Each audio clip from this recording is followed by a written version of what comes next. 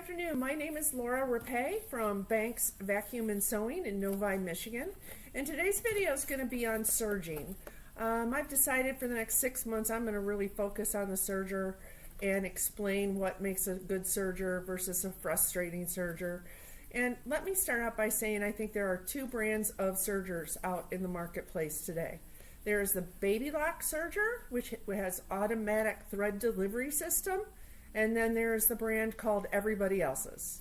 Baby Lock with the automatic thread delivery system and air threading is the perfect serger that I use probably multiple times every week.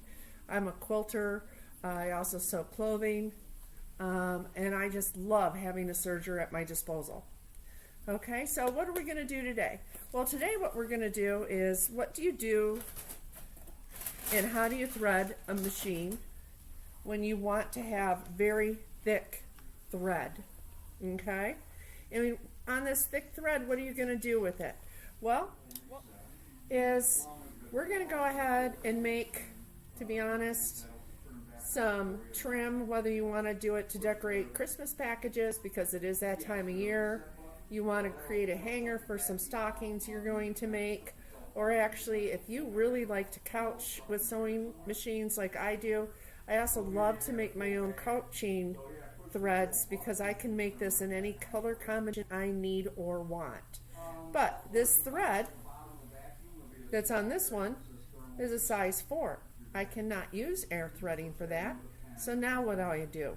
Well, I'm going to show you right now how easy it really can be. So with all of our sergers, you got a threading wire with it, okay? Don't lose this. This is actually a really nice threading wire. It's made out of, I think, the same as piano wire, which is not cheap, ladies, okay? So I don't even know if you can see this on camera because it's that thin, all right? So I'm going to come over here and I'm going to put my Baby Lock into threading mode.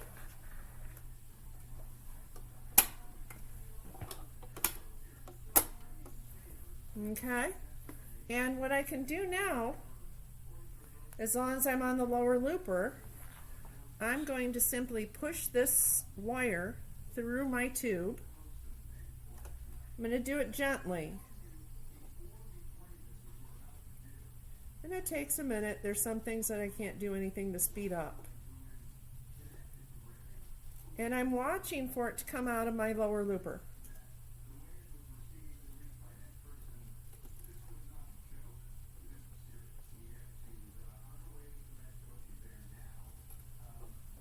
And there it is. See it coming right out of that lower looper? So I'm going to take my silver thread.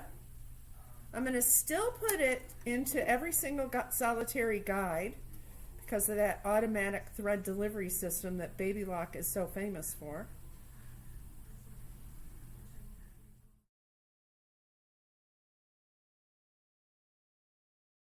Okay, and then I'm going to go ahead and grab this wire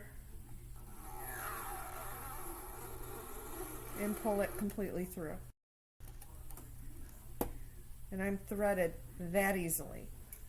Now, what if I can't find my threading wire because it's small and I left it somewhere in my sewing room?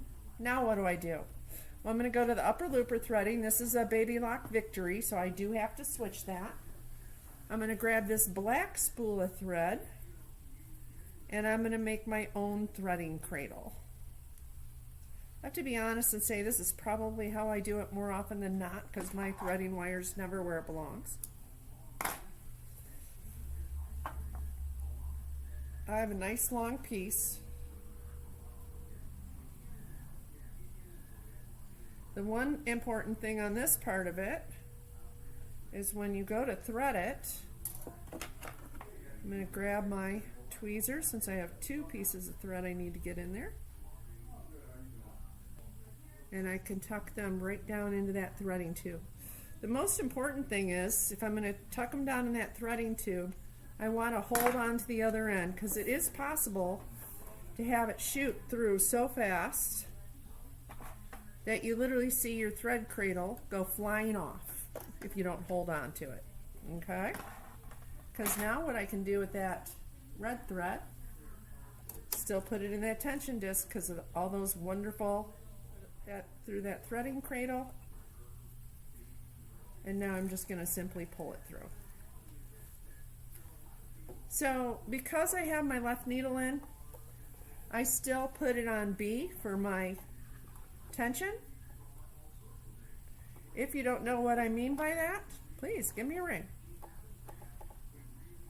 Any baby lock that you buy comes with free unlimited lessons from us. I have my knife turned off, and I'm going to just go ahead and start to sew, and I'm going to gently pull. If I pull too hard, I'll break a needle. And then there's my trim that I can make a bow out of, couching out of, whatever I want. One of the things that I did with the red and green one is I'm working on some English paper piecing, but I'm doing it all completely by machine. And then I took the red and silver one and I couched it around the edge because I decided my wreath needed a little bit of bling.